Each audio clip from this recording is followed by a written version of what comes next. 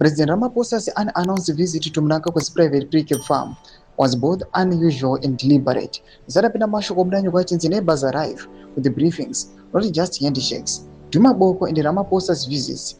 Don't was subscribe or like on the bell icon. Tipinda bayendo ya chirenja nobdanyira chiti. The most striking feature was not simply that Ramaphosa came, but that he came outside the normal state architecture. The absence of broad party and government representation suggests the discussions were meant to remain narrow, discreet and flexible, with the room for frank exchanges away from formal protocol.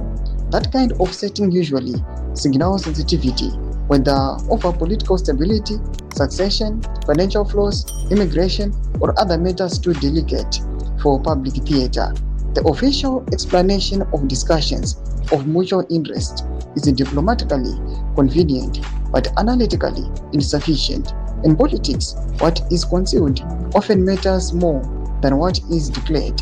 The farm-field photo opportunities, the arrival and departure images, and even the meal time visuals should not distract you from the more important fact that this was a closed-door engagement shaped more by agency than ceremony.